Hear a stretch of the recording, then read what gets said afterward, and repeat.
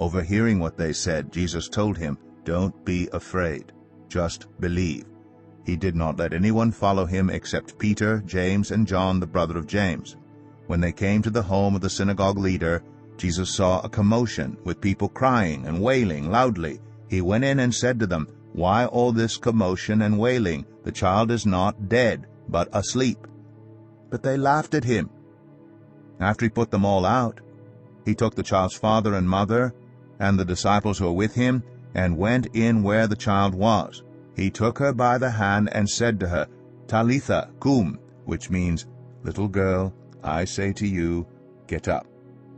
Immediately the girl stood up and began to walk around. She was 12 years old. At this they were completely astonished.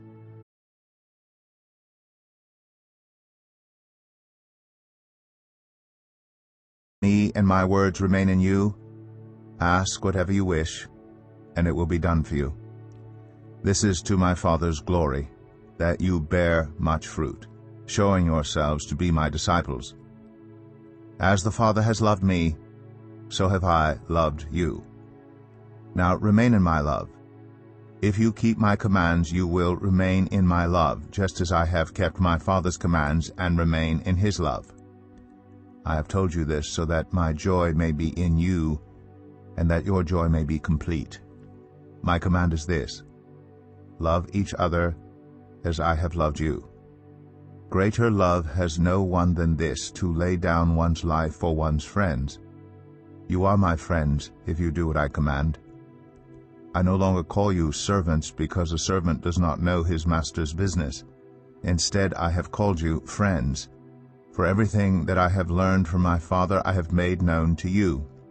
You did not choose me, but I chose you and appointed you so that you might go and bear fruit, fruit that will last, and so that whatever you ask in my name the Father will give you.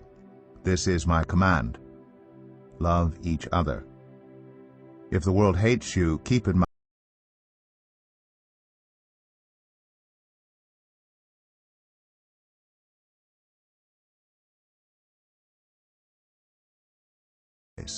I will say it again, rejoice.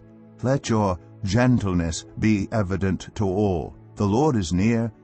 Do not be anxious about anything, but in every situation by prayer and petition with thanksgiving, present your requests to God, and the peace of God, which transcends all understanding, will guard your hearts and your minds in Christ Jesus. Finally, brothers and sisters, whatever is true, whatever is noble, whatever is right, whatever is pure, whatever is lovely, whatever is admirable, if anything is excellent or praiseworthy, think about such things. Whatever you have learned, or received, or heard from me, or seen in me, put it into practice, and the God of peace will be with you. I rejoice greatly in the Lord that at last you renewed your concern for me. Indeed, you were concerned, but you had no opportunity to show it. I am not saying this because I am in need, for I have learned to be content whatever the circumstances. I know what it is to be in need, and I know what it is to have plenty. I have learned the secret of being content in any and every situation, whether well-fed or hungry, whether living in plenty or in want. I can do all this through him who gives me strength. Yet it was good of you to share in my troubles. Moreover, as you Philippians know,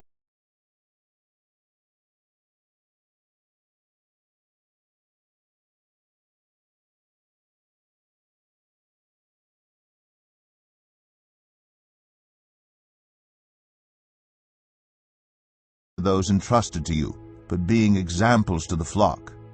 And when the chief shepherd appears, you will receive the crown of glory that will never fade away. In the same way, you who are younger, submit yourselves to your elders. All of you, clothe yourselves with humility toward one another, because God opposes the proud, but shows favor to the humble. Humble yourselves, therefore, under God's mighty hand, that he may lift you up in due time. Cast all your anxiety on him, because he cares for you. Be alert, and of sober mind. Your enemy, the devil, prowls around like a roaring lion looking for someone to devour. Resist him, standing firm in the faith,